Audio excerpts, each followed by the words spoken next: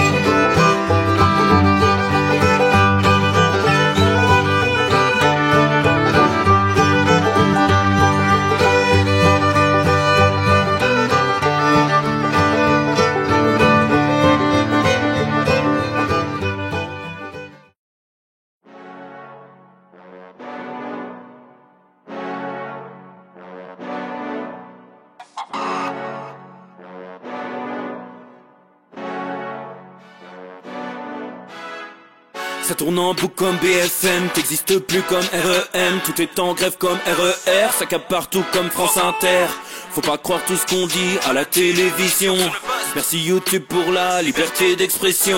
C'est pas la vérité absolue, c'est de l'info et de l'actu. Si t'as un doute sur le contenu, check les sources ou le nombre de vues. C'est pas la vérité absolue, c'est de l'info et de l'actu. Si t'as un doute sur le contenu, check les sources ou le nombre de vues. Calme-toi Dimitri, la force tranquille, ça tape dans le mille. De midi à minuit, t'es comme les mensonges comme des quilles. Depuis qu'il y a des séances publiques, je veux plus au cirque mais à l'hémicycle. Scandale politique et médiatique, pour rien rater il faut que tu cliques. mec c'est Rémi, le meilleur du pire en ligne de mire. Aucun parti pris, que des avis bien réfléchis. J'ai encore bourré comme un Polac, donc je pensais voir Laurent Ournage. Je crois que je suis toujours à côté de la plaque, mais en politique c'est qui est le crack. Ouais, c'est qui est le crack. Juste au milieu. Je crois que c'est qui est le crack. Ça lit des kilomètres de presse pour faire un résumé express. Ça charbonne comme un chinois avec la qualité d'un bavarois. On sera en retraite après notre mort, on sera bouffé par l'inflation. Dans le doute je vais voter Voldemort pour les prochaines élections. Parce que la country à la drill sans transition. C'était pas une bonne idée de me confier cette mission. Si t'aimes pas, dégoûte pas les autres. C'est pas moi qui le dis, moi je suis le roi des pauvres. Pour réfléchir j'ai qu'un euro, non moi je tomberai pas dans la fraude. Je le prononce Mittel, comme Angela Merkel. Désolé, je fais ce que je peux, je trouve ma répartie chez Lidl. Des enquêtes exceptionnelles, pas de langue de bois et de l'humour. La revue c'est juste mensuel, les vidéos c'est juste tous les jours. Ouais c'est juste tous les jours. Juste au milieu. Regarde ça tous les jours. Juste au milieu. Désolé pour mon manque de répartie. Je sais même pas ce que je débite. C'est dur la géopolitique. Ou un peu comme ma... République. Ma République, non? C'est dur la République quand même, non? Ouais? Non? Ah non, c'est mou, non? Ouais, les mecs se font chier, on dirait un peu. Ouais, c'est un peu mou. Enfin, ça dépend dans quel pays. Ouais. J'y connais pas grand chose, moi. Et c'est quoi une démocratie déjà?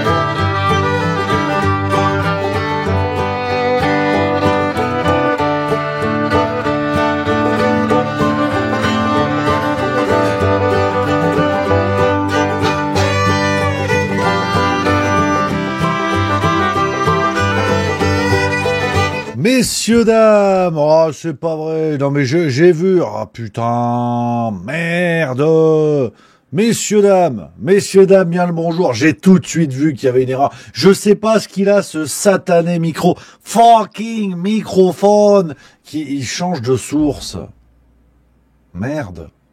Ah non, mais là, j'ai envie de dire zut, je crois. Ah ouais, non, mais là, je crois que j'en ai marre. Donc, bonjour à tous, messieurs, dames. J'espère que vous allez bien, j'espère que vous êtes en pleine forme, les copains, que tout le monde est au taquet en ce jeudi 16 janvier 2025. Alors, il paraît qu'on entend bizarre. Merde, qu'est-ce que c'est que cette salade? Ah là là là là, on m'entend bizarre ou ça va? On est bien ou on n'est pas bien? On entend bizarre? Ah merde, on entend bizarre. Putain. Alors attends, j'en sais rien. Là, va falloir que je bidouille. Alors là, on n'est pas sorti du sable. On est bien ou pas niveau son? Est-ce que Houston à la base, le son est chelou, nous dit Babcom 5. Ah merde. Comme si je parlais dans un tube. Ah, ça, c'est pas tous les jours. Attends, j'ai peut-être tout simplement une source qui est ouverte et qui lit le... Non, pas du tout. Non. Aïe. Ah là là là là, what happened, c'est Hollywood. Patrick, on dirait qu'un autre micro est ouvert. Merde. Ah ouais, attends, bouge pas, il y en a deux. Attends, si lui, je lui ferme la gueule. On est mieux là ou pas? Houston à la base. Est-ce que là, on est bien? Là, j'ai cliqué sur quelque chose. Normalement, on est bien là. Là, normalement, ça bricole là. Ah voilà. Là, j'entends les gens sont contents. Voilà, là, c'est bon. Faut faire comme... En plongée, faut faire comme ça. Plonger. Ploup, ploup, c'est bon. Ah, il paraît que c'est un signe d'extrême droite aussi. Ça, j'ai appris ça il y a pas longtemps. Et l'image est rouge. Bon, on s'en branle, écoute. C'est pas grave. On va bricoler comme ça. Les amis, très heureux d'être avec vous aujourd'hui pour ce 418e Juste Bistrot, les amis. En ce joli 16 janvier 2025, on y est. Voilà, on y est.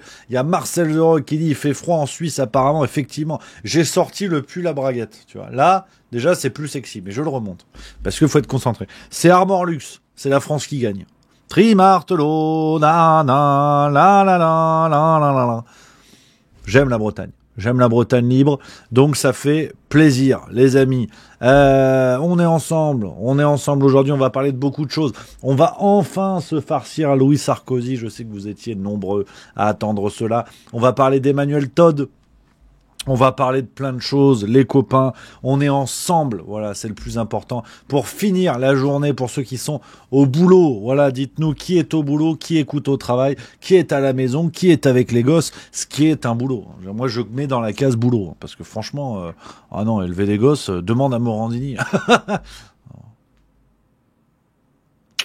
Ouais, mais l'erreur d'entrée, hein. Ça va vite, hein, tu vois. En ce moment, je sais pas pourquoi je pars trop vite, trop fort. Et pam, tout de suite, il y a une blague qui part et vous êtes pas chaud et voilà. Et c'est claquage. Il y a mon Bob comme 5 que j'embrasse qui dit je suis en télétravail. XX Coconuts X qui dit ça balade le chien. Eh ben bisous, waf comme on dit par chez vous du côté de chez les clébards, hein, évidemment. On a quoi d'autre? On a Vivi Lulu 68 qui dit haha, je cumule les trois, je suis au boulot à la maison avec la petite. Eh ben bravo, ça c'est double boulot, double emploi.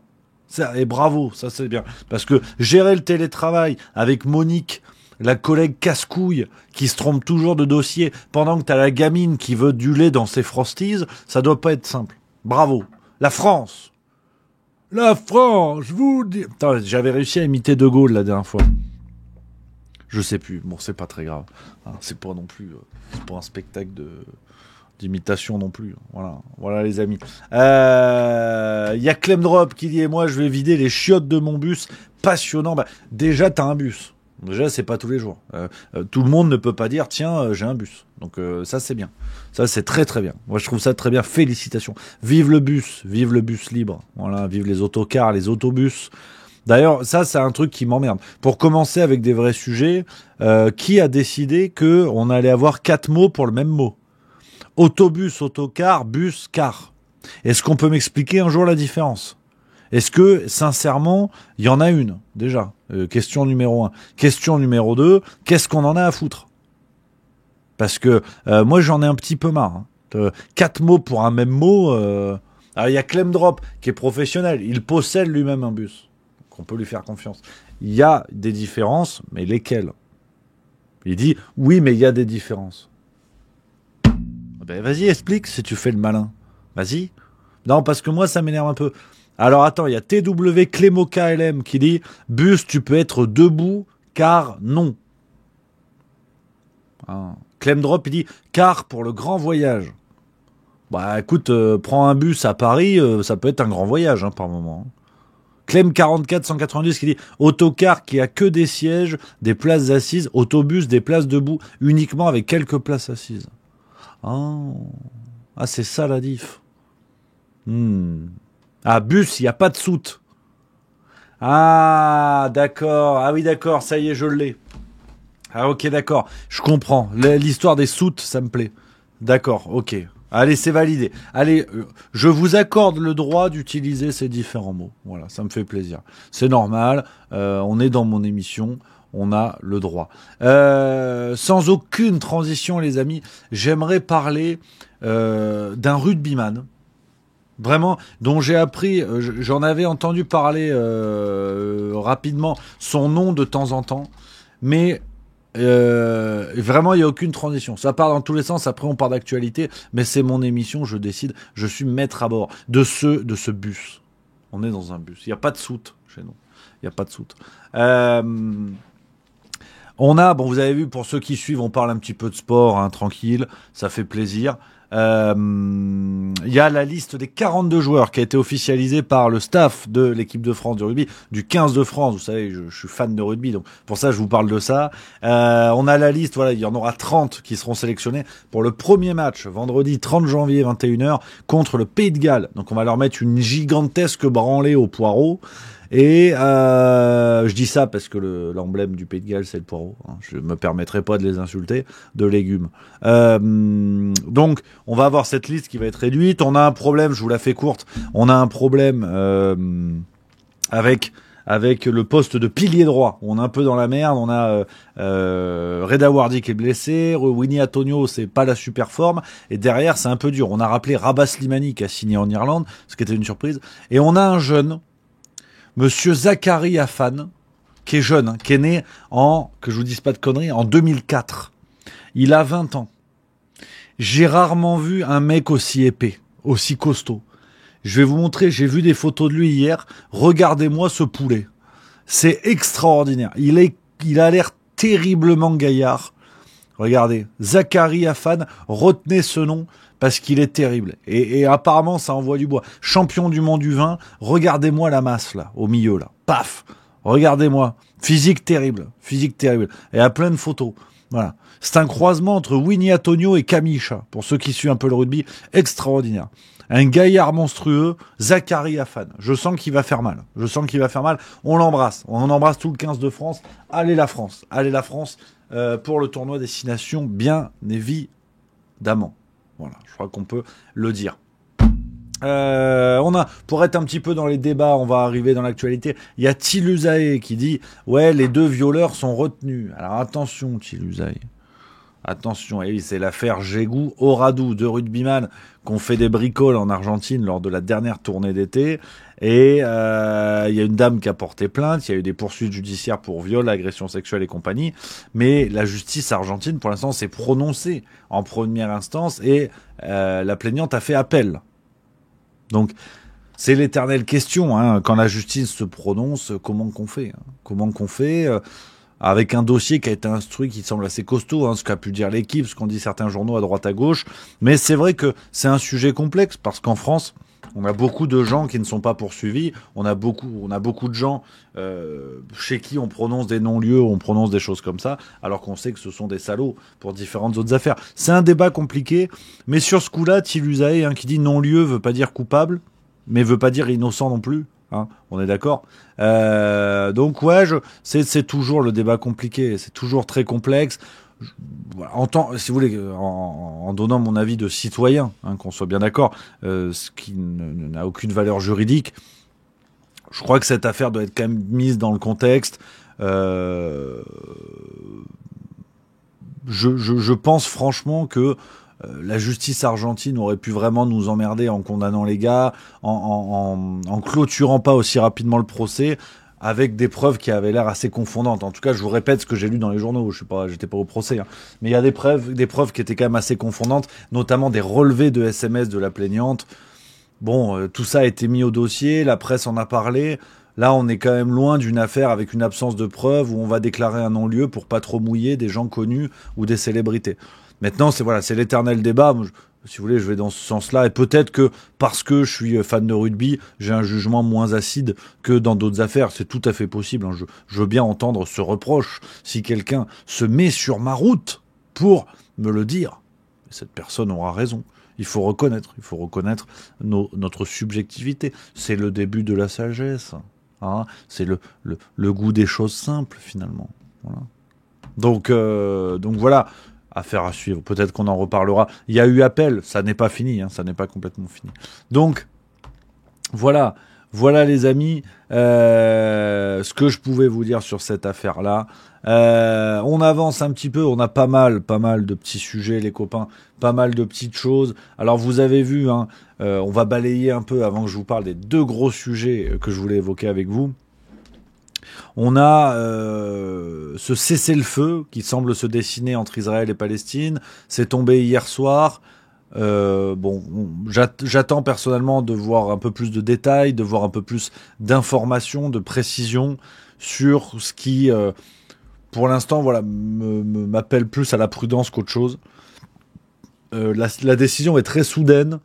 On peine à savoir à peu près d'où ça vient, on peine à comprendre la réalisation sur le terrain de ce cessez-le-feu, d'autant qu'on parle aujourd'hui déjà de 80 morts en Palestine sur des frappes israéliennes. Donc, pour l'instant, c'est une annonce suivie d'effets d'annonce, mais je préfère quand même rester prudent, voir comment ça va évoluer. Bien évidemment que c'était la priorité, ça l'est toujours. Voilà, affaire à suivre les amis. Là-dessus, on en reparlera évidemment dès la semaine prochaine, vous en doutez. On a eu une petite séquence sympatoche de Joe Biden qui nous a encore régalé, qui a fait un discours. Aujourd'hui, vous allez voir, c'est du miel, une fois de plus, Joe Biden, hein, dans un monde parallèle finalement. I want to warn the country of some things that give me great concern.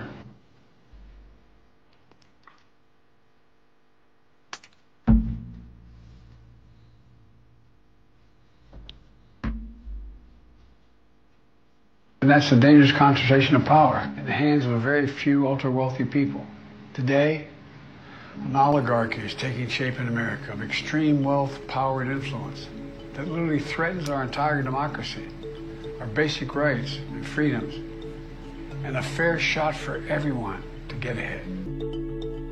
Voilà, Joe Biden qui dénonce une oligarchie qui se met en place aux États-Unis. Alors... Bon voilà, hein, si vous voulez, moi c'est comme si je dénonçais les hommes qui ont du bide. Hein. Bon, j'ai le droit de le faire, mais je suis pas forcément le plus légitime. Je suis pas forcément, voilà, Joe Biden qui dénonce une oligarchie, qui dénonce l'argent au pouvoir aux États-Unis avec l'arrivée d'Elon Musk.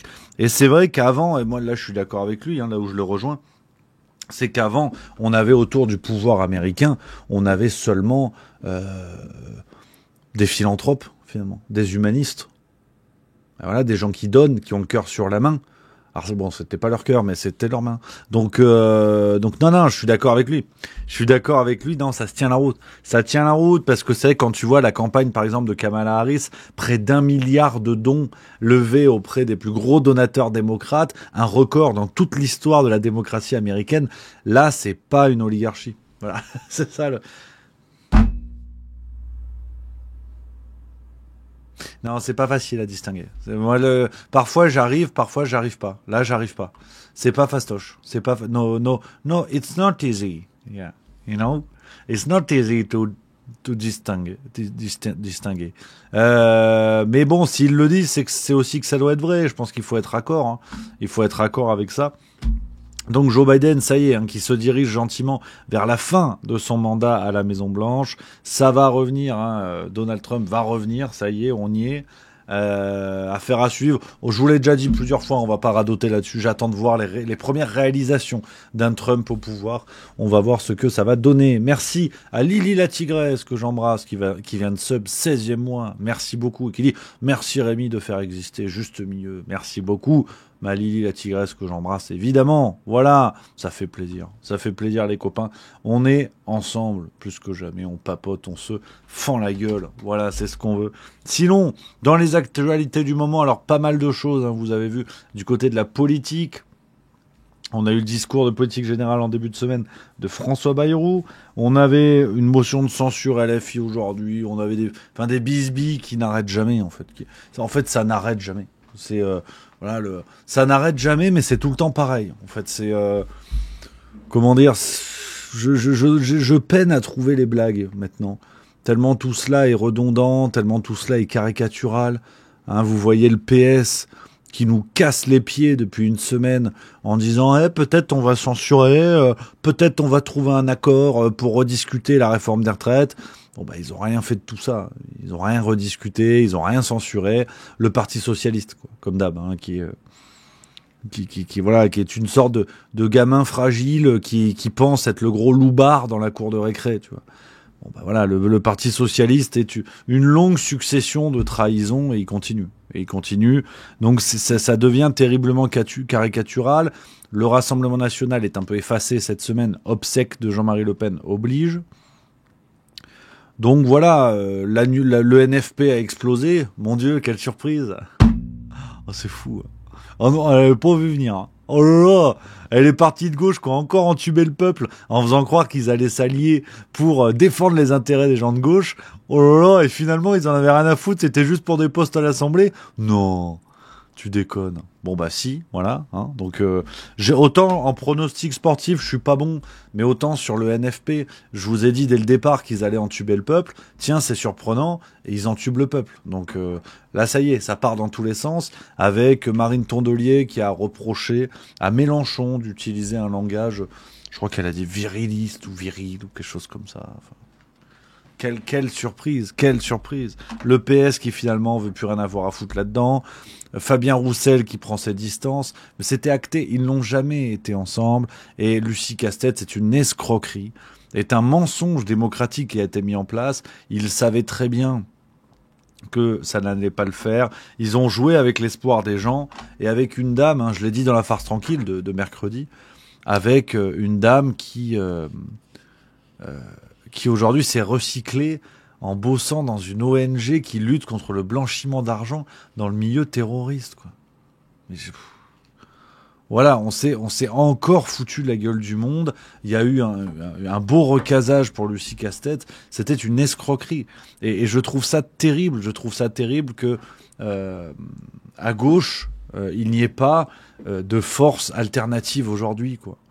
Avec tous ceux qui en ont marre qu'on détruise ce qu'est la gauche. Mais je ne sais pas si on se rend compte, si vous voulez, de ce qu'est devenu le Parti socialiste. Bon, bah, aujourd'hui, représenté par Glucksmann, donc je veux dire, voilà, directeur de la maternelle Nordal-Lelandais, là, terminé. La France insoumise, qui est devenue une sorte de basse-cour, c'est à celui qui hurlera le plus fort. Et tous ceux qui ont osé dire quelque chose, parce qu'il faut quand même se rappeler de ça, tous ceux qui ont osé dire quelque chose contre Mélenchon se sont fait dégager aux législatives et n'ont pas été investis par le parti.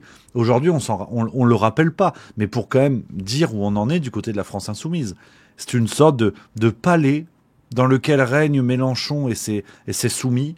Et puis c'est à celui qui fera la cour au grand patron, qui fera le plus de bruit. Voilà ce qui est devenu la France insoumise, une sorte de boîte dans laquelle on aurait rangé des maracas. Puis tu secoues la boîte et ça fait le bruit. Voilà. Puis après tu la mets de côté et ça sert à rien. Ça sert absolument à rien. Donc c'est terrible. En fait c'est terrible. Et comme je vous dis souvent, moi, j'en ai rien à cirer. Des personnalités médiatiques de ces partis qui sont des trompettes et à qui, comme dirait Eric Cantona, je pisse allègrement au cul parce qu'ils jouent avec l'espoir des gens. C'est ça qui est terrible. Mais ce qui m'embête le plus, c'est que ces gens-là nuisent à leurs propres électeurs. Moi, je pense très sincèrement, j'ai beaucoup d'empathie pour les électeurs du PS, les électeurs de la France insoumise, les électeurs du Parti communiste, des gens qui sont convaincus et qui y croient. Parce que ils ont des problèmes dans leur vie, ils ont du mal à joindre les deux bouts. Au boulot, c'est la galère. Ils ont de plus en plus d'impôts, on les presse de plus en plus de partout. Et ces gens-là mettent leur espoir dans les partis de gauche. Et résultat, on les entube. Et je trouve ça, terrible. Je trouve ça terrible. Et à gauche, il n'y a pas de force alternative. De gens qui vont vraiment dire, écoutez, ça suffit. On peut pas jouer avec l'espoir social comme ça. En plus, en faisant croire que on ne comprend pas pourquoi les ouvriers vont voter extrême droite. Ben oui, mais évidemment, vous les avez abandonnés. Alors que les ouvriers, si vous êtes dignes un tant soit peu de leurs attentes sociales, vous allez les récupérer. Sauf que vous n'êtes pas foutus de le faire. Donc, je trouve ça terrible. Et puis, voilà où on en est. La droite a été complètement cannibalisée par la Macronie. Un Macron qu'on n'entend plus du tout d'ailleurs, pour la petite parenthèse. C'est étonnant du bonhomme, ça fait 2 semaines, plus de son, plus d'image. Donc très curieux. Mais bon, on verra ce que ça donne. Donc non, je trouve ça assez terrible. Et je pense sincèrement que oui, le boulevard est prêt pour le Rassemblement national. Toutes les conditions sont réunies. Toutes les conditions. Alors, il y a Tilusae qui dit « Ton empathie, j'en veux pas, désolé. Si t'es capable d'aller lire un programme, je suis ouvrier, et l'ouvrier a baissé son froc, il faut le dire. » Bon, détends-toi, Tilusae, quand même. On peut se parler gentiment, non ? On peut se parler calmement, hein. Parce que, putain, si t'es capable d'aller lire un programme, ça, c'est déjà, il y a une présomption de conneries. Déjà, tu me prends pour un abruti. Alors, ce qui est fort probable, hein. Mais détends-toi quand même, camarade. Hein, on est là pour se parler calmement. Hein. C'est pas parce qu'on est sur Internet qu'il faut se parler comme des merdes. On peut se respecter. Si on se croit dans la vie, si on se croise dans la vraie vie, j'ose espérer que tu vas pas me parler comme ça, c'est normal, tu vois, c'est la décence, c'est le respect, détends-toi. Moi, j'arrive, je suis détendu. Tu vois, je suis gentil. Si on n'est pas d'accord, on n'est pas d'accord, c'est ça qui est bien. Mais calme-toi quand même. Détends-toi. Bah oui. Et on est entre copains là, oh. C'est le juste bistrot, on va pas commencer à s'enculer entre nous. Qu'est-ce que c'est que cette histoire? Bah non, mais ça, tu vas m'énerver, Allez, détends-toi. C'est fou d'essayer d'être gentil, de faire un truc avec la bonne ambiance où on débat. T'as toujours un type qui arrive, il me prend pour un abruti. C'est pas parce que t'as raison qu'il faut le faire. Oh, qu'est-ce que ça veut dire? Oh, viens sur Discord si tu veux, on papote. Regarde, viens dans le salon vocal Discord et on discute. Et on discute gentiment. Puis si t'as envie de dire que je suis un con, y a pas de problème, mais dis-le. Dis-le gentiment, mon petit Lusaé. Oh, c'est fou, ça. Donc voilà, non mais...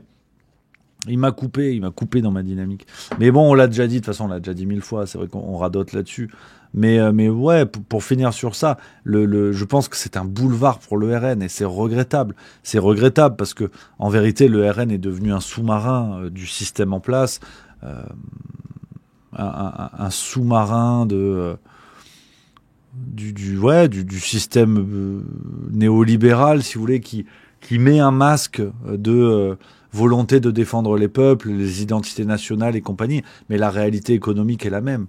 C'est toujours la même question. Quand je papote avec des gens qui sont contre Macron, qui sont contre le système néolibéral et qui sont pour le Rassemblement national, je leur dis mais quelle est la différence sur le plan économique entre les propositions de la Macronie et les propositions du RN? Si on regarde ça attentivement, ça me semble un peu compliqué, quoi. Ça me semble un petit peu compliqué. Mais bon, pourquoi pas, hein, je veux dire, pourquoi pas, hein. Il y a Anarchy08 qui dit « Sauf qu'il n'y a pas que les programmes à prendre en compte, il faut aussi analyser le comportement et la gestion des partis en eux-mêmes. » Oui, non mais complètement d'accord, mais la gestion des partis, je veux dire, au bout d'un moment, on n'en a rien à foutre. La gestion des partis, si tu veux, du RN à la France Insoumise, t'as l'impression que c'est une lente bagarre pour savoir qui aura le meilleur poste. Alors on fait des petits arrangements, toi tu vas être député, toi tu vas être collaborateur. Ça pour le coup c'est le lot de tous les partis dominants aujourd'hui. Donc s'il faut analyser à cette lumière-là, bon je suis d'accord mais je suis pas certain qu'on arrive à trouver un gagnant, hein. Vivilulu68 qui dit est-ce que justement ils ne cherchent pas à laisser la place au RN pour complètement les décrédibiliser? C'est possible, hein. J'aurais été d'accord avec toi pendant longtemps. Mais j'ai changé d'avis, tu vois. Sur ça, j'ai changé d'avis parce que j'étais d'accord avec toi au moment de la période Marine Le Pen. C'est-à-dire, je pense que malheureusement Marine Le Pen, un peu dans la veine de feu son papa, n'avait pas l'ambition réelle de gouverner, dans la mesure où il n'avait pas les gens. Ce que disait Jean-Marie Le Pen lui-même, à partir du moment où on a commencé à pressentir le risque qu'il arrive à l'Élysée, Jean-Marie Le Pen voyait bien que dans ses rangs, il n'avait pas de quoi faire un gouvernement. Marine Le Pen était entre deux feux parce que la solidification du RN, parce que l'arrivée de cerveaux autour d'elle, de gens qui auraient pu se mettre dans des postes importants, mais elle avait quand même ses limites à elle. Et en tant que président de la République, ça aurait été peut-être un peu rude. Mais là, avec un Bardella, on retrouve, si vous voulez, quelqu'un qui a été fabriqué, qui a été calibré pour ça. C'est un politicien moderne. C'est un politicien moderne qui parle bien, il est jeune, il est beau, il fait du TikTok. En débat, il fait des punchlines, donc tout va bien. Donc il est calibré pour arriver au pouvoir, alors que je trouve Bardella encore moins bon que Marine Le Pen sur le fond des sujets. Mais je pense que du coup la lecture a évolué. Effectivement, avec une Marine Le Pen au pouvoir, le système aurait pu se dire, bah écoutez, on en profite pendant 4 ans parce que tout le monde va voir que ce sont des pompes à vélo. Et puis on revient après en disant on vous l'avait bien dit. Et finalement, c'est nous qu'il faut mettre au pouvoir. Sauf qu'avec Bardella, et peut-être que je me plante, et sûrement que je me plante dans la lecture, hein, mais je pense sincèrement que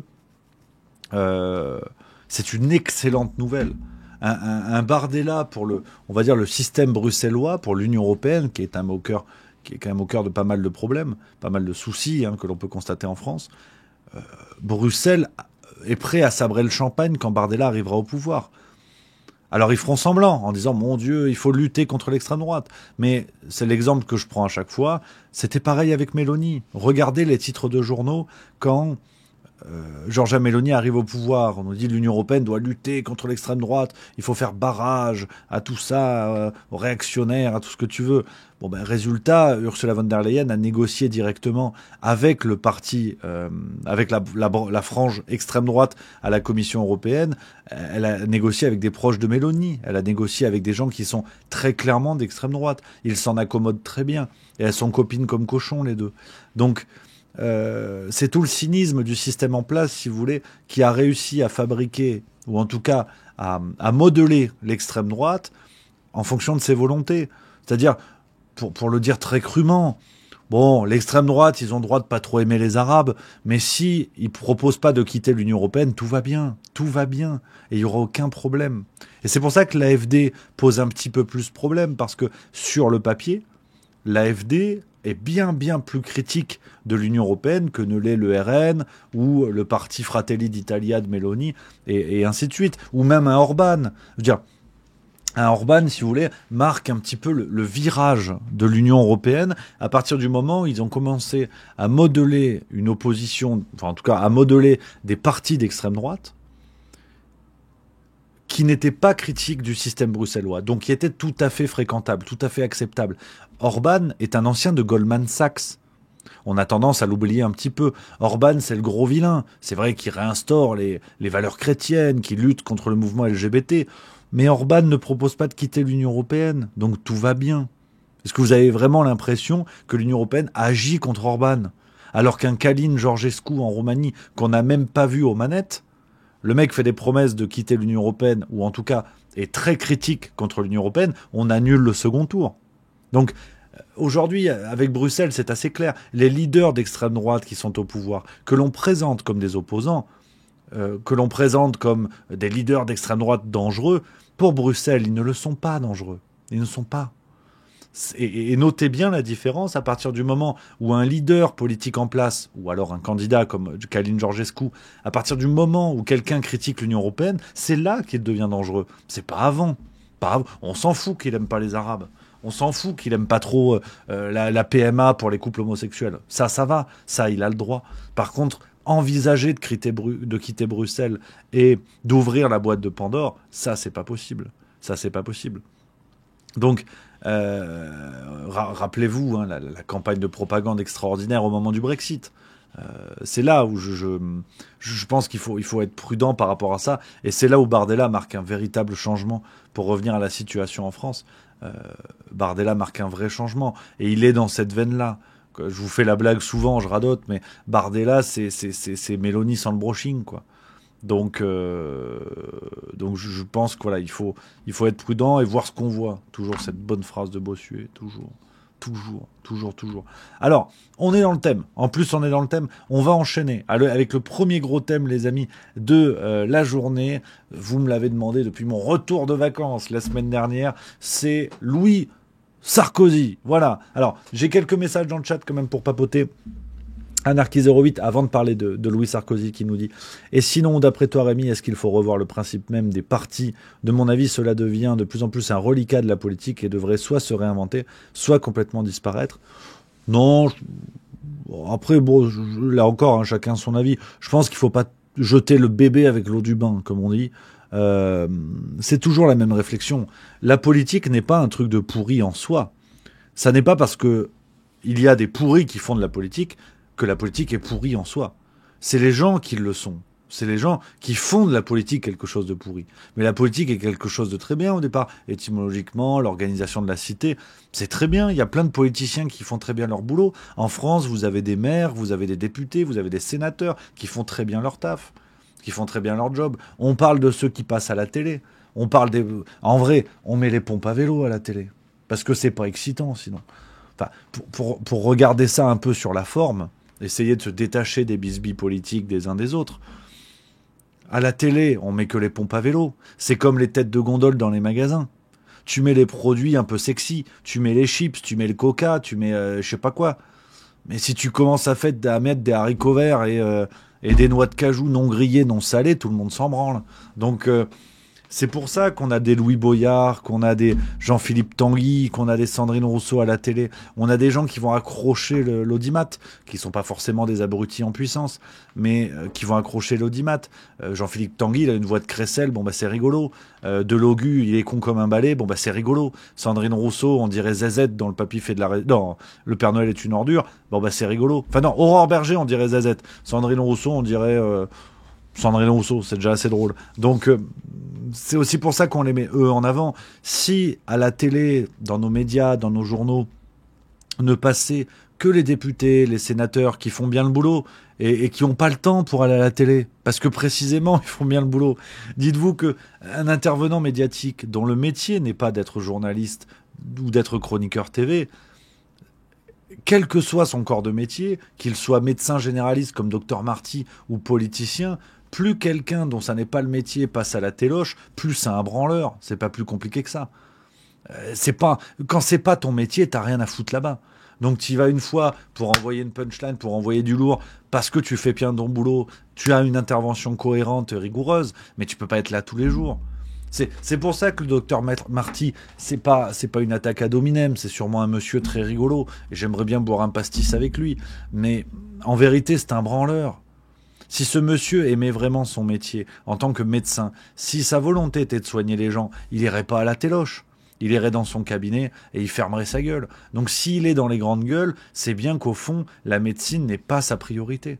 Donc c'est aussi pour ça, je pense qu'il faut se détendre, il faut regarder un peu ça comme pour ce que c'est. Les gens que vous voyez à la télé, et notamment en politique, dans la plupart des cas, ce sont des gens qui sont meilleurs à la télé que dans ce qu'ils sont censés faire.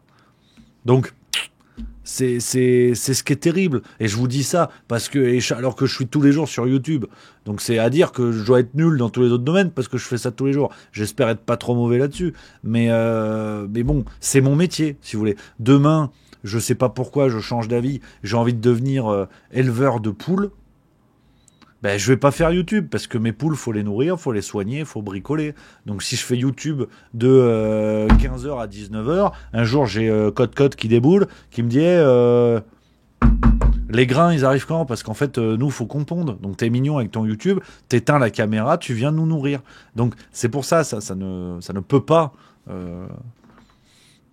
marcher. Donc il faut aussi être conscient de ça malheureusement que enfin bref, vous avez compris l'idée, je vais pas le répéter. Donc voilà les amis, cette petite analyse médiatique, c'est pas Albert Londres, mais on propose quelque chose. Alors, en parlant de pompe à vélo, Louis Sarkozy, donc le fiston Louis Sarkozy, hein, donc Louis Sarkozy de Nadji Boska, hein, n'oublions pas, hein, c'est le nom au départ de Sarkozy. Hein. Si vous regardez le papa, il s'appelle Louis Sarkozy de Nadji Boska. Alors, je sais pas si c'est un bled, j'en sais rien. Voilà, tu vois. Notamment, hein, le nom officiel a été donné un jour où il a reçu la Légion d'honneur.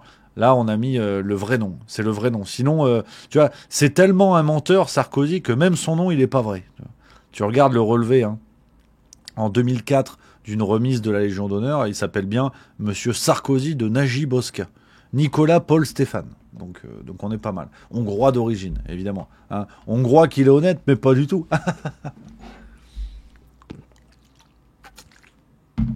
Voilà.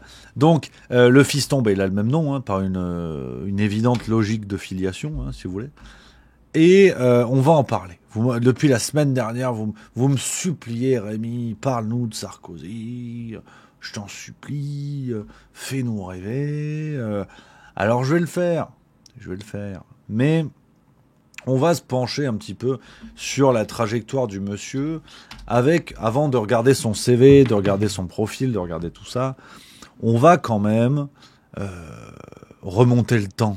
Parce que vous vous en doutez, l'opération Louis Sarkozy ne date pas d'hier. Et encore moins d'avant-hier. Et encore moins du 14 octobre 2022. Ah non. Elle date de bien plus longtemps. Si vous cherchez par exemple en 2015, si je dis pas de conneries, Paris Match va nous sortir une vidéo du monsieur. Alors, il est né en 97.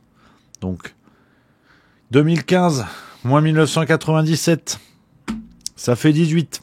Donc, il a 18 ans. C'est-à-dire, il vient tout juste de téter sa daronne. Il vient tout juste de finir de téter sa daronne. Et on a Paris Match qui nous fait le tout premier interview de Louis Sarkozy. On ne sait pas pourquoi. Qui n'est pas du tout militaire. D'accord, tu étudies quoi là-bas? Liberal Studies. C'est quelque chose de généraliste dans la philosophie, l'histoire de l'art, tout ça. Donc rien à voir, un virage à 360. C'est vrai, j'étais censé rentrer dans une académie navale militaire des États-Unis. Ouais. Mais après 4 ans, j'ai décidé que je voulais faire une pause. Alors après, si je rejoins l'armée américaine après NYU, c'est une autre histoire. Mais pour l'instant, je voulais explorer mes options et être sûr que si vraiment je rentre dans le militaire, c'est quelque chose qui est dédié, que c'est sûr. Dans le militaire, ça serait pour justement être dans l'armée américaine. C'est ça. C'est peu probable, enfin, c'est improbable quand même comme situation pour un fils d'ex-président de vouloir... Français. De vouloir... Et non, bien sûr, pour les États-Unis. C'est vrai, j'ai eu la chance de déménager aux États-Unis avec ma mère il y a plusieurs années. Et c'est là que j'ai découvert les valeurs des États-Unis, en fait, et je me marie très bien avec elle.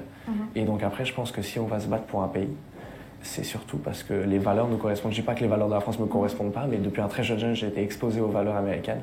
Et c'est un pays que j'aime énormément maintenant. Je ne dis pas que je suis plus américain que français ou plus français qu'américain, mais c'est juste que c'est un pays que j'aime énormément. Et justement, ces valeurs, pour toi, quelles sont-elles? Alors déjà, il y a quelque chose qui, je pense, qui est complètement évident et qu'on ne peut pas débattre, c'est que le patriotisme aux États-Unis et en France, ça n'a rien à voir. Ça veut dire qu'aux États-Unis, devant toutes les maisons, il y a un drapeau américain. C'est ce qui manque en France, selon toi? Alors peut-être que ça manque, je sais pas, je suis pas un assez bon juge pour déterminer ça, mais en tout cas aux États-Unis c'est impressionnant. Voilà, donc je vous ai pris cet extrait-là, si vous voulez, on pourrait finir là, en vérité, tout est dit, tout est dit, le cousin qui a grandi aux États-Unis, donc on rappelle que sa daronne, c'est Cécilia Attias, parce que Sarkozy, un peu comme Hollande, il a défouraillé la moitié du showbiz, donc bon, lui c'était Cécilia Attias à un moment donné. Donc, bon, à 18 ans, après on change d'avis, évidemment. Avec l'âge, il y a que les cons qui changent pas d'avis, comme on dit. Mais c'est vrai que bon, il y a que les cons, c'est le fils de Sarkozy, donc il y a quand même un pédigré. Mais c'est assez clair. C'est quelqu'un qui a grandi aux États-Unis, qui a étudié aux États-Unis, qui a fait ses écoles aux États-Unis, qui a envisagé de se battre pour les États-Unis. Et aujourd'hui, on a des gens, parce que le monsieur est revenu dans les médias là il y a quelques semaines, on nous dit ah il est super, Louis Sarkozy, il est super, mais est-ce qu'il serait pas peut-être un petit peu pas trop pour la souveraineté française? Sans déconner, tu déconnes. Donc c'est pour ça, c'est pas que je voulais pas vous en parler, les amis, évidemment, c'est pas que je voulais pas vous en parler, mais en fait je suis assez subjugué par, et surtout à droite et à l'extrême droite, avec le catapultage médiatique de Louis Sarkozy auquel on a eu droit là ces derniers temps. Je suis subjugué de gens à droite et à l'extrême droite qui se posent des questions en disant ah ouais, est-ce qu'il aime un peu la France, est-ce qu'il pourrait être représentant, est-ce qu'il est comme son père sur l'atlantisme et la soumission aux États-Unis? Je sais pas, il y a besoin d'un exposé pour ça ou il vous le dit. Voilà, c'est pas plus compliqué que ça, finalement. C'est qu'il le dit lui-même. Donc, en plus, avec cet accent américain, tu vois, je me pose la question. Voilà. Donc, si vous voulez, la musique, elle est jouée. On a déjà rangé la flûte à bec. Et non. Et non, on se pose des questions. Alors, c'est vrai que, pour revenir à l'opération où on va nous imposer Louis Sarkozy, et à la limite, ce qui est intéressant, c'est d'en parler, parce qu'on n'a pas fini d'en entendre parler, malgré son charisme d'omelette, on se rend compte que ça va pas être du très grand. Regardez, ça c'était sur LCI. En 2019, il avait écrit un livre avec sa daronne.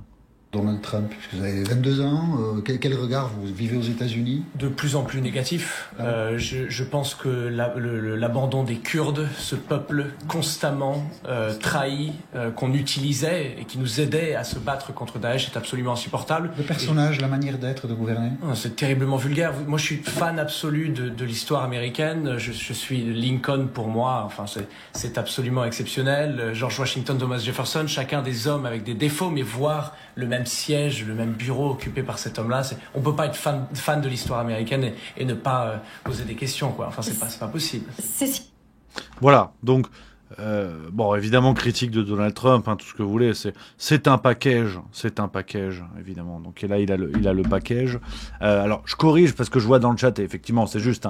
Il y a Flatipus qui dit par contre je regarde pas mal de youtubeurs dits d'extrême droite, personne n'est dupe Rémi, et d'ailleurs il critique le boulot fait sur Sarkozy fils depuis quelques mois. Complètement d'accord, mais je dis pas que tous les youtubeurs de droite extrême droite, et d'ailleurs pas seulement les youtubeurs, même des journalistes CNews, des trucs comme ça, je trouve fou que la question se pose. chez certains, et évidemment pas tout le monde, qu'on soit bien d'accord. Une fois de plus, une fois n'est pas coutume, mais on le salue, on l'embrasse, l'ami Pierre-Yves Rougeron a une analyse très claire et très tranchée à l'inverse, là-dessus, sans aucun doute. Donc, si vous voulez, cette opération Louis Sarkozy, on a pris la température. Après, on va regarder son CV. Après, je vous préviens, on va se marrer. Je vous préviens. Donc, voilà, ça ne date pas d'il y a quelques semaines. On est en train de remonter. Je remonte un peu pour vous les séquences. Vous les avez vues, je suppose, parce qu'on a beaucoup parlé de Louis Sarkozy. Moi, j'arrive un peu après la choucroute comme d'hab, mais j'aime bien essayer de prendre le temps de bricoler. On a eu cette séquence, toujours sur LCI. C'était il y a environ 3 mois. On la regarde quelques instants. Une main de fer que n'a pas eu la France dans cette affaire. Oui, laissez-moi répondre à votre dernière question. Je ne suis pas bien évidemment militaire et je n'étais pas né au moment de cet attentat, mais je pense que je parle pour beaucoup de Français quand je dis qu'ils crèvent. Israël fait le travail de l'humanité ici. Absolument aucun remords à ce niveau-là, qu'ils crèvent tous. Et vous comprenez aussi l'empathie des Américains qui ont donc subi la même attaque au même moment. Et toutes les têtes, la plupart des têtes qui ont été mises à mort par Israël avaient encore des rewards, enfin des primes sur eux venant des Américains. L'attaque de Pearl Harbor. Les États-Unis entrent en guerre. Il y a 2200 morts américains. En 4 ans, les Américains tuent 3,5 millions de Japonais. 100 000 en une nuit. Qui parle du génocide japonais? Il y a 2500 morts au 11 septembre. Les Américains tuent 400 000 Irakiens et Afghans. Le taux de ratio civil et militaire dans ces deux guerres est pire qu'à Gaza, et pire qu'au Hezbollah. Qui parle du génocide afghan? Non, mais on peut pas faire que... Les guerres ont évolué depuis quand même. Il faut quand même le dire. Après la guerre, justement, ont été mis des instruments juridiques pour éviter ce genre de choses. Voilà. Et quand la survie d'une nation est en jeu. Un certain nombre de pratiques qui étaient freestyle avant. Voilà. Et ça, je pense que Patrick peut en parler. Oui, bien sûr. Il y a des conventions internationales, il y a des règles internationales, c'est vrai. Mais comme disait Sarah Daniel, la guerre n'est jamais propre, la guerre c'est la guerre. Ce que je voulais dire, c'est que je voudrais revenir. Mais non, attendez, comme pour rester sur ce point précisément, on voit à quel point on a un Michel Goya et vous qui dites, en réalité, quand quelqu'un a fait couler du sang, on le tue. Point. Les Américains. Moi, j'ai pas de compassion pour le Hezbollah. Je suis absolument ravi de ce qui est arrivé. Les Américains ont tué Ben Laden. Ils ont attendu des années, mais le jour où ils ont pu le tuer. L'Irak et l'Afghanistan, c'est il y a 10 ans, c'est pas avant la création des institutions internationales. C'est le premier point. Deuxième point. Mettre un bémol. C'est jamais une vengeance. Excusez-moi. Il n'y a pas que de la vengeance dans la vie. Une certaine vengeance, d'accord, mais c'est aussi une façon de se protéger. La dissuasion, si on tue des gens, il n'y a pas que le désir de vengeance, c'est aussi pour continuer à protéger une population. Et c'est ce que fait Israël aujourd'hui. Certes, il y a peut-être... Regardez, là on voit, vous essayez d'enrober tout de suite, on avait la version beaucoup plus directe de Louis Sarkozy disant qu'il crève. Non, mais moi je dirais pas ça. Je finis ma question. En parlant de ces officiers du Hezbollah qui avaient fait couler du sang français, oui. Et le réflexe européen, je vous le reproche pas, mais c'est tout de suite de vouloir quand même mettre un petit peu quand même papier. Non, mais si c'est les officiers du Hezbollah qui crèvent, très bien. Il y a des civils aussi, c'est ça le problème. Qui crèvent. Donc, mais franchement, là, les cadres, moi j'ai vraiment pas suivi. C'est pour ça que je dis l'opération Beeper est extraordinaire. Mais dès que la population libanaise commence à souffrir, ça m'embête plus. Il faut rappeler que 70% des Libanais détestent le Hezbollah. Tout à fait, bien sûr. Quand c'est ceux-là qui sont atteints. De la même façon que la population de Gaza déteste aussi le Hamas. Voilà. Donc, si vous voulez, c'est un extrait qui en dit très long, en fait, sur...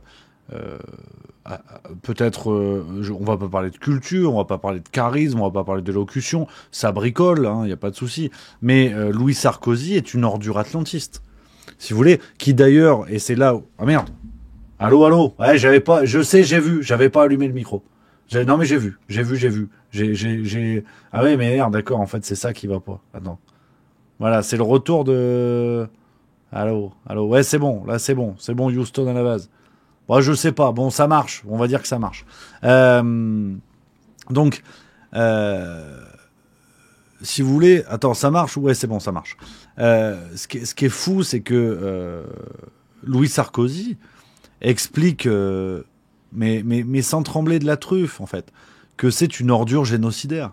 C'est-à-dire que... Et ce qui est très intéressant, c'est que soit il le fait en son âme et conscience, et au moins, on peut lui reconnaître...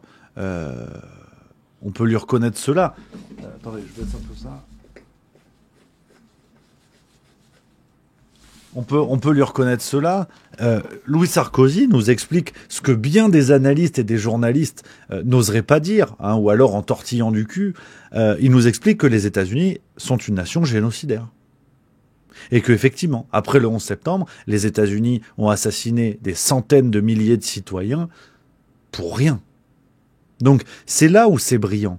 Et c'est la grande force parfois des salauds dans les médias, salauds un peu au sens sartrien du terme, qui est que ils ne se cachent pas, en fait. Parce que le nom de famille, parce que le parcours, parce que ce monsieur est évidemment un envoyé américain, si vous voulez, qu'il le dit. Il le dit qu'il voulait mourir pour le drapeau américain. Donc il va pas se mettre à défendre la France, il va pas se mettre à défendre nos intérêts, il va pas parler aux Français dans leur intérêt.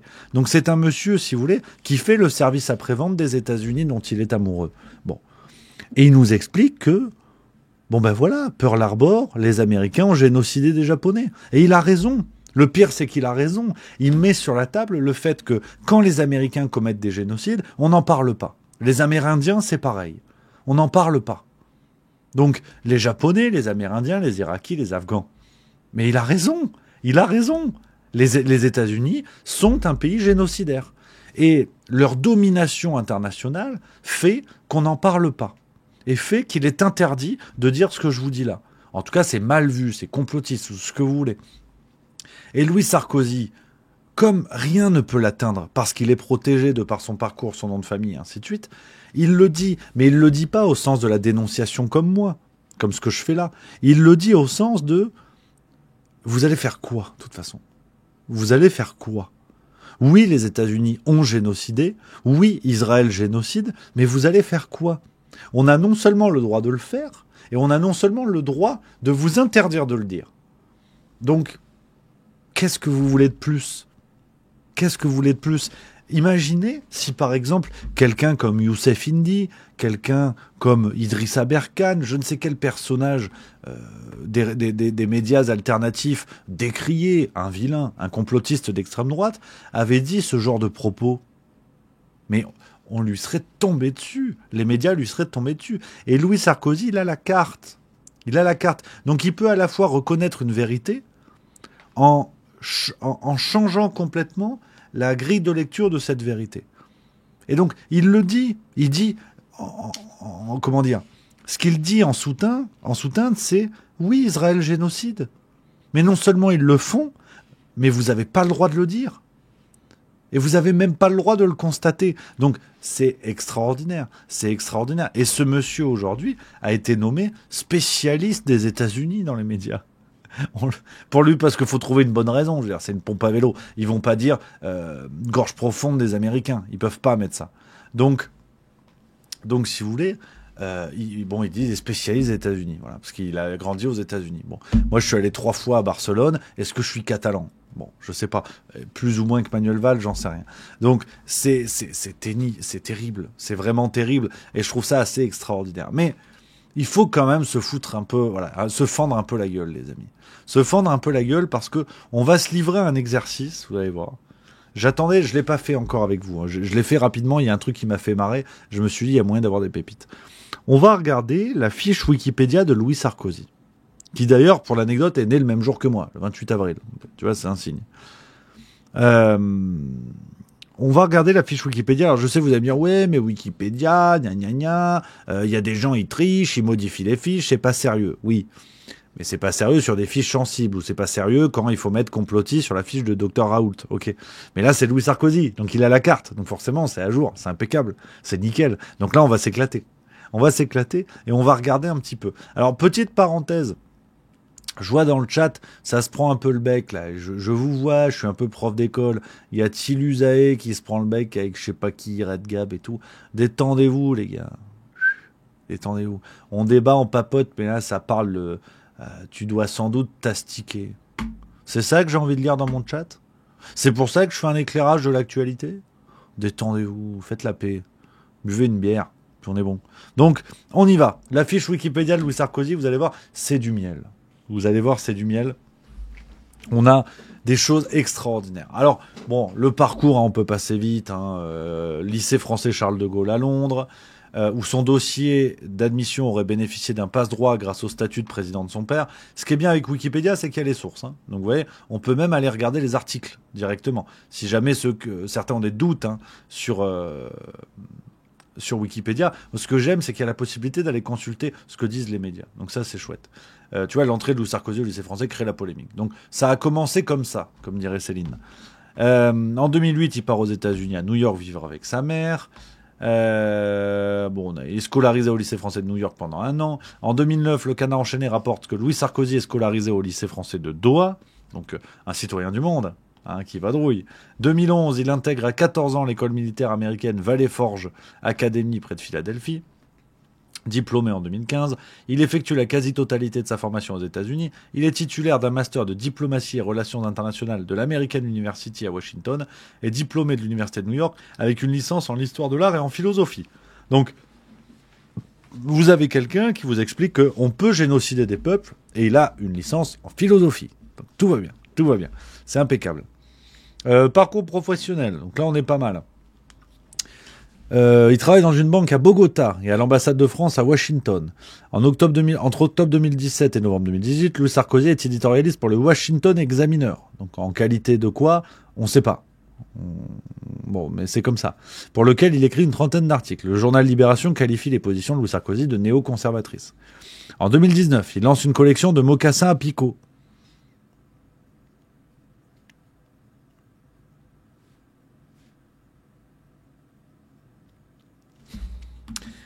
On va vérifier les sources, parce que ça me paraît quand même curieux. Ah oui, c'est donc pas une blague. On a un article du Figaro. Louis Sarkozy signe des mocassins chics en hommage à Freud, Marie Curie et Shakespeare.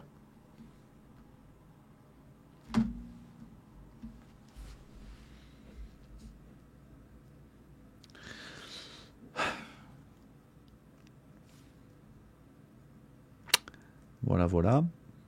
Est-ce que quelqu'un a une question ? Est-ce que quelqu'un a des idées, a une remarque sur ça ? Parce que c'est vrai qu'à la limite, si tu mets Louis Sarkozy dans les mocassins, ça devient des mocassins à gland. Mais voilà. Hein, donc c'est un entrepreneur dans l'âme. Hein. Voilà. Il a fait des mocassins à picot. Voilà. Quand je vous dis que Wikipédia, c'est bien, et que tu découvres des trucs. Et si jamais, parce que comme faut faire un peu la pub, il y a eu un article du New York Times là-dessus. The Freudian Loafer, The Intellectual and the Politician Son. Ils en ont parlé de ces godasses apparemment. En tout cas, c'est marqué dans les sources. Voilà.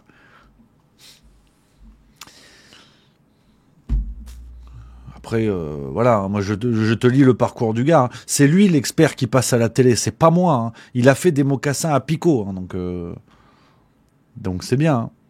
Hein. En septembre 2024, il devient un intervenant régulier sur LCI qui le présente comme spécialiste des États-Unis. Et apparemment, doctorant en mocassin. Ça, c'est possible. Alors, dans la vie amoureuse, ça, c'est sympa. Dans la vie privée, on apprend qu'en 2013, il se lie un temps à l'étudiante et militante UFP Sarah Knafo. Ouais. Regarde, t'as la source, là, si jamais. Hein. Voilà, Le Monde qui avait fait un article sur Sarah Knafo, et ils sont remontés à cette histoire-là. Ouais. J'en avais entendu parler. Ouais. Ça a dû lui faire drôle quand même, Sarah Knafo, parce que passer de Louis Sarkozy à Éric Zemmour, tu fais un bond dans le temps quand même. Hein. C'est pas méchant, mais bon, t'as un jeune un peu vigousse à Gargamel quand même. Bon, après peut-être Éric Zemmour, on sait pas, mais non, mais pourquoi pas ? Je veux dire, pourquoi pas ? Sarah Knafo, elle a raison. Hein, elle a raison. Puis ils font ce qu'ils veulent, les gens font ce qu'ils veulent, hein, c'est surtout ça. Hein. Après, alors entre 2014 et 2016, il est sorti avec Capucine Anave, la chroniqueuse d'Hanouna à l'époque. Je vous lis, hein, faites ce que vous voulez. En 2017, il entame une liaison avec Nathalie Uzic, coordinatrice de projet en communication stratégique de nationalité monténégrine. Voilà. Outre sa nationalité française, Louis Sarkozy est également détenteur de la citoyenneté américaine, obtenue par naturalisation en 2023. Voilà. Donc c'est quelqu'un qui a voulu se faire naturaliser américain en 2023. Voilà. Pour ceux qui, si jamais, auraient des questions à se dire « Ouais, mais peut-être qu'il a changé d'avis, peut-être qu'il veut plus trop être américain et que s'il se présente en France, c'est pour aider la France. » Voilà. Donc on est pas mal. Alors les prises de position, hein, vous les connaissez. On en a déjà parlé pas mal, on a montré certaines. Je vous lis certaines positions avec les sources. En février 2018, Louis Sarkozy se déclare favorable à la légalisation de la consommation de drogue, incluant les drogues dures comme la cocaïne ou la méthamphétamine. Voilà. Si jamais on va regarder les sources comme ça, on est sérieux. Voilà. Louis Sarkozy à Vice, le 20 février 2018, prendre de la cocaïne chez soi ne fait de mal à personne. Voilà. Mais, comme dirait Pierre Palmade, sauf si tu prends la voiture après. Donc voilà, un peu les positions du bonhomme. Donc pourquoi pas, pourquoi pas. Si tu regardes les autres positions, il a coécrit un ouvrage avec sa daronne. On s'en fout.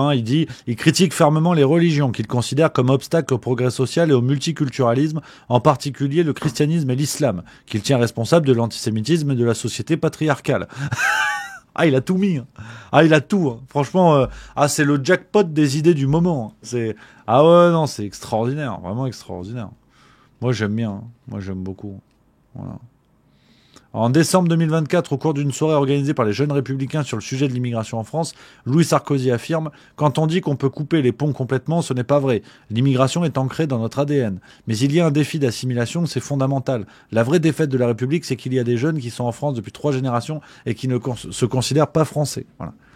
Donc c'est un bingo, c'est un bingo. On en a parlé la semaine dernière, les copains, sur ce réalignement de l'échiquier politique, où je tentais de vous expliquer que la notion de gauche-droite n'a plus de sens. On est face, entre guillemets, je n'arrive pas à mettre le doigt sur les termes qui me plaisent bien, le côté progressiste, gagnant du progressisme, perdant du progressisme. Fut un temps, on théorisait cela en disant gagnant de la mondialisation, perdant de la mondialisation.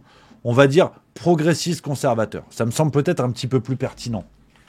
Et vous voyez qu'aujourd'hui, vous avez un Louis Sarkozy qui déjà prend à rebours ce que faisait son père au pouvoir, supposément, et qui explique que l'immigration c'est super. Et l'immigration c'est super. Et il est de droite sur le papier. Donc vous voyez bien que ça n'a plus aucun sens. Ça n'a absolument plus aucun foutu sens.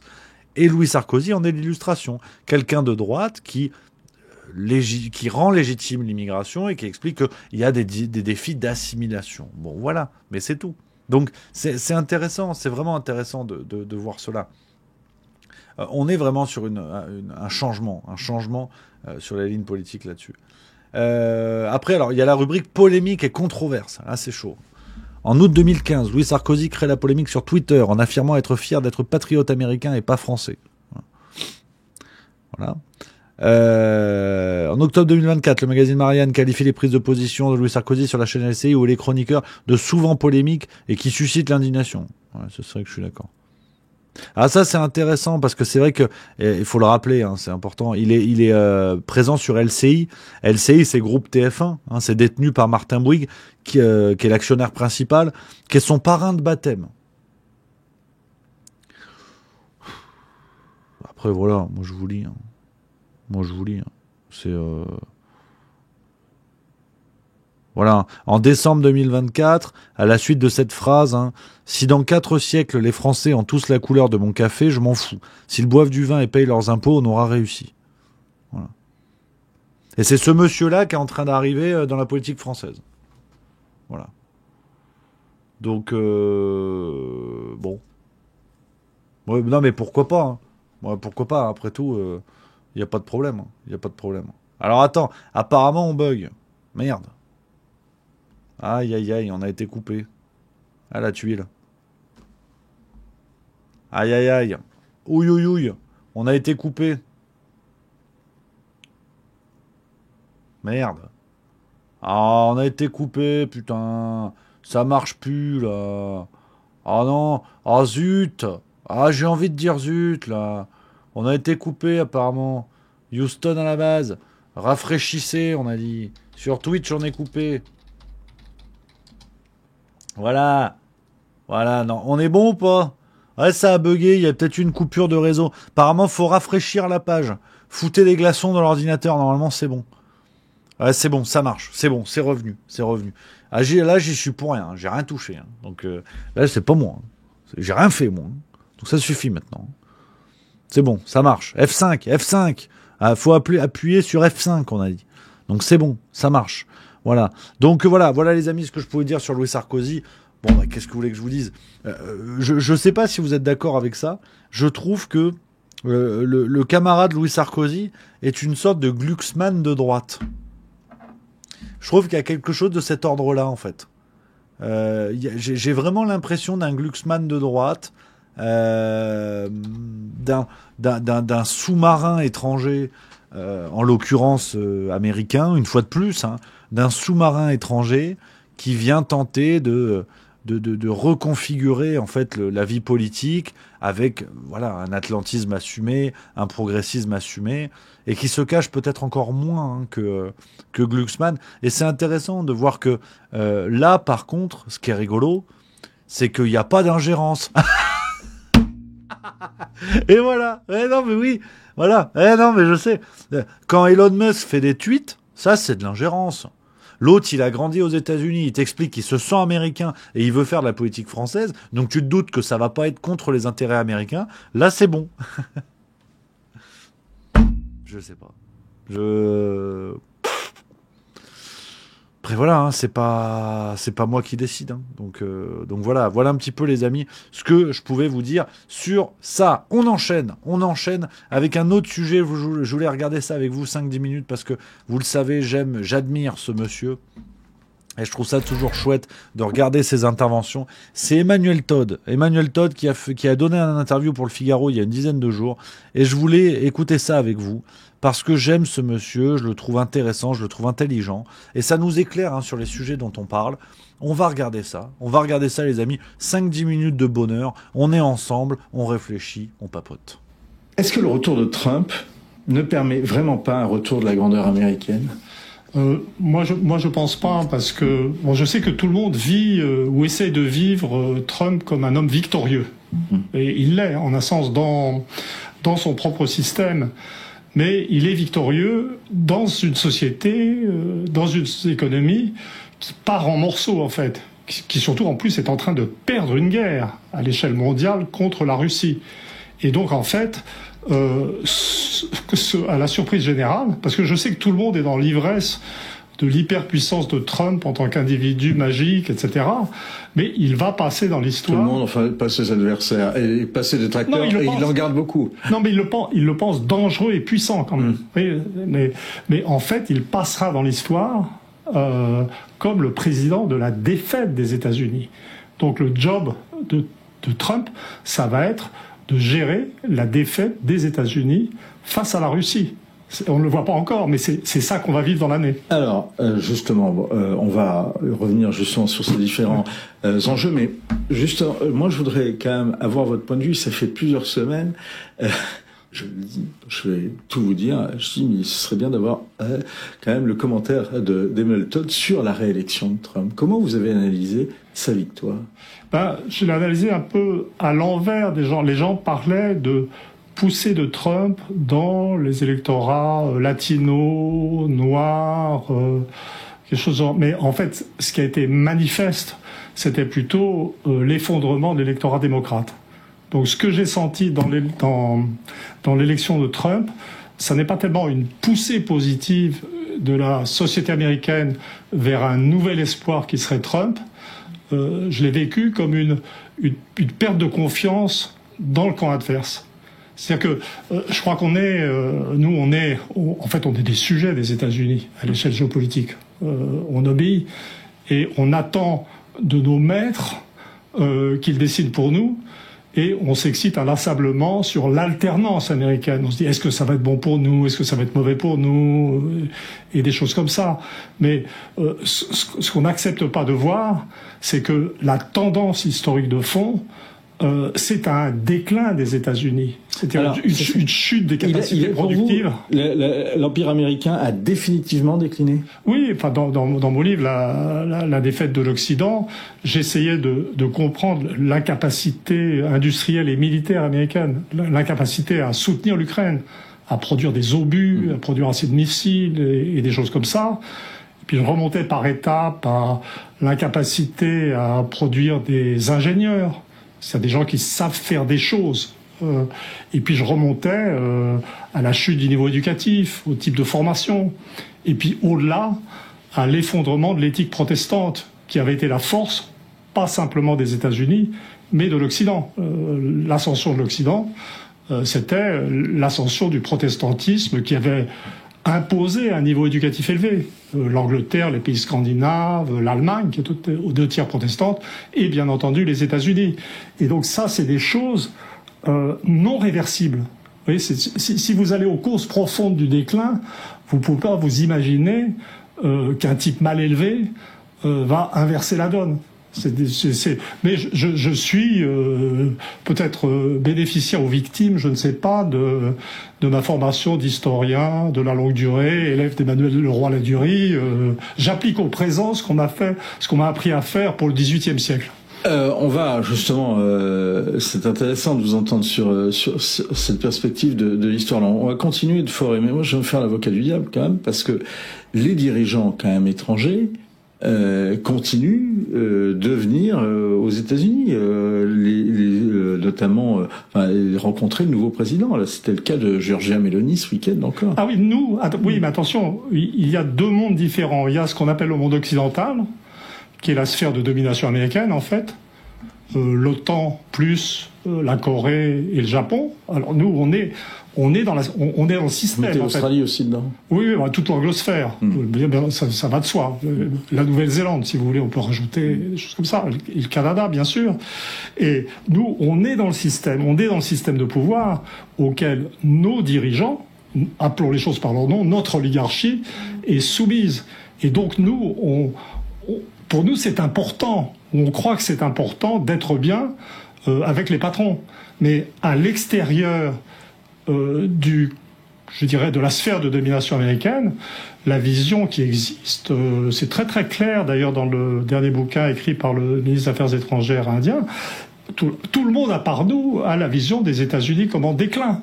Et tous les autres, dans les années de guerre, à partir du moment où ils ont vu que la Russie tenait le coup, ce qui pour ce que les Russes appellent maintenant la majorité globale a été une sorte de divine surprise. En fait, c'est le monde qui a été économiquement exploité par les Occidentaux, et le reste du monde, en fait, attend la victoire de la Russie comme une libération. Il ne voit pas du tout les États-Unis comme dans une phase ascendante. On va revenir justement sur la question de la Russie et de la guerre en Ukraine. Il y a quand même une question sur le déclin américain que moi je me pose. D'abord, déjà sur cette dichotomie entre les États-Unis, enfin le système américain et ses alliés occidentaux, tel que vous le décrivez donc dans La défaite de l'Occident, votre dernier livre, et puis ce que vous appelez le reste du monde. Il y a quand même, vous dites que l'une des césures qu'il y a, c'est que en gros les États-Unis sont porteurs d'un discours globalement progressiste, et que en face, la Russie, notamment, fonderait son soft power sur un discours qui serait plus conservateur sur le plan sociétal. On voit quand même que Trump et son allié Elon Musk essayent de monter plutôt une espèce d'internationale des conservateurs souverainistes. Et comment vous observez, en tous les cas, quelle a été votre réaction quand vous avez eu l'irruption d'Elon Musk dans les questions européennes, et notamment ses accusations à l'encontre du Premier ministre britannique du temps où il était procureur en charge des enquêtes au Royaume-Uni à propos du scandale des réseaux pédophiles de Rottenham. On le rappelle, des milliers d'enfants et de jeunes filles enlevés et violés par des gangs pakistanais non incriminés par peur de réveiller des tensions interraciales. Oui, alors c'est une question sur laquelle j'ai réfléchi, et dans mon bouquin, je marque bien, j'insiste bien sur ces différences culturelles. Mais il y a 2 dimensions, je dirais, de l'opposition ou du ressentiment du reste du monde vis-à-vis des États-Unis. Il y a certainement cette dimension des valeurs sociétales considérées comme plutôt aberrantes par le reste du monde. Mais la dimension primordiale, quand même, c'est la dimension du pouvoir et de l'exploitation économique. C'est-à-dire un pays comme le Brésil, par exemple, qui fait partie des BRICS, donc qui fait partie de l'implicite coalition anti-américaine, et dans ses mœurs et dans ses valeurs, tout à fait proche ou de l'Occident. Donc, et je pense que là, cette tentative je vois bien ce dont vous parliez, cette espèce de nouveau national-conservatisme, et qui serait censé être en phase avec le poutinisme même, finalement. Je pense que c'est quelque chose qui va se dissoudre. Par exemple, si vous prenez l'exemple des partis d'extrême droite, dits d'extrême droite, je dirais plutôt néoconservateurs ou conservateurs populaires européens, qu'on soupçonnait à une certaine époque, ça n'est déjà plus du tout le cas pour Mélanie, en fait, qui a pris violemment parti pour le camp adverse. Enfin, violemment est exagéré. Et on disait, mais ces gens ont des valeurs... Nettement. Comment ? Nettement. Voilà, c'est mieux. Ont des valeurs communes avec Poutine. Mais en fait, il y a déjà une faille fondamentale. Les Russes, la doctrine fondamentale russe n'est pas le conservatisme. C'est un idéal de souveraineté. C'est un idéal de souveraineté absolue. Les Russes veulent la souveraineté de la Russie et ils ne se laisseront pas marcher sur les pieds. C'est un idéal qui, pour nous, est assez difficile... c'est difficile de sympathiser. Comme nous, on est dans les abandons de souveraineté, c'est assez difficile de sympathiser. Mais l'une des conclusions qu'a tiré Poutine, ou plutôt les dirigeants russes, de cet impératif de souveraineté, c'est que comme il y a 15% de musulmans en Russie, et comme les pays arabes ou musulmans en général sont essentiels pour leur soutien contre les États-Unis, il n'y a pas d'islamophobie en Russie. C'est-à-dire que être bien avec les musulmans ou avoir une attitude positive vis-à-vis de l'islam, c'est d'ailleurs pour ça que le sommet des BRICS a eu lieu à Kazan, où il y a une magnifique mosquée qui est la capitale d'un État interne musulman, la Russie. Donc c'est fondamental. Alors que... Il n'y a pas d'islamophobie en Russie, vous dites, mais enfin quand même il y a une guerre terrible contre le terrorisme islamiste, où il y a eu quand même plusieurs attentats à Moscou, et une guerre contre la Tchétchénie. Ah bah oui, mais... et avec les soutiens wahhabites en Tchétchénie. Je sais qu'on me soupçonne d'être un agent du Kremlin, ce qui n'est pas vrai, je le précise, mais je n'ai jamais dit que les Russes ou le régime russe c'était des gens commodes. Donc ils ont mis le pas en Tchétchénie, et les régiments tchétchènes d'ailleurs maintenant sont le fer de lance de l'armée russe en Ukraine. Donc de ce point de vue-là, il y a pas de problème. Mais l'un des définisseurs des points de départ des populismes conservateurs européens, c'est l'islamophobie. Donc dans cette dimension... C'est l'islamophobie ou en tous les cas une obsession de l'immigration. Un souci de l'immigration. Voilà. Je n'ai pas dit le terme islamophobe est un terme polémique, donc... oui. Je n'ai pas dit que je n'ai pas hostilité à l'islam politique. Voilà, et donc il y a une faille.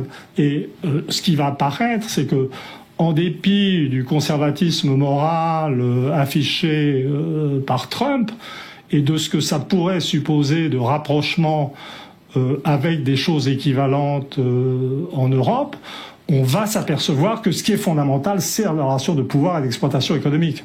Vous dites, si je vous suis... Ça donne des billes supplémentaires. Je trouve ça intéressant, ces 10 minutes d'éclairage sur la perception qu'a Monsieur Todd de l'élection de Donald Trump, avec quelques éléments d'analyse vraiment intéressants, voilà, que je voulais vous partager, découvrir, regarder avec vous, les copains. Voilà, est-ce qu'on est pas mal ? Est-ce qu'on est pas mal aujourd'hui pour cette émission, les amis ? Pour papoter, pour discuter, en sachant que c'est pas fini. C'est pas fini, les amis. Il y a une passe décisive. Je vais faire une passe décisive. Je vais vous expliquer, les copains, pour ce soir. Alors, restez bien jusqu'au bout. Je vais vous expliquer ce principe de passe décisive. Pour la semaine, pour cette semaine, c'est fini. Le Juste Bistrot, c'est fini. Ça y est, oui, parce que demain matin, direction Aix-en-Provence, le spectacle Comédie d'Aix, on est complet, terminé, rideau, il n'y a plus une place, on va se régaler avec le spectacle Zinzin qui sera là, qui sera à Aix-en-Provence, les copains, pour se fendre la gueule. Et retour du Juste Bistrot lundi, voilà, normalement un grand chelem. La prochaine date sera le 14 février à Narbonne. Les amis, le spectacle, je vous mets la billetterie dans le chat si vous voulez regarder toutes les nouvelles dates qui déboulent, le programme de l'année qui part une fois de plus à toute vitesse. Donc on aura 3 semaines où je reste à Lausanne, je bouge plus et on va se mettre du Juste Bistrot plein la tronchetta. Donc voilà les amis. Pas de Juste Bistrot demain, on rattaque lundi. Demain, il y a une vidéo sur l'affaire Puff Daddy, le volet français.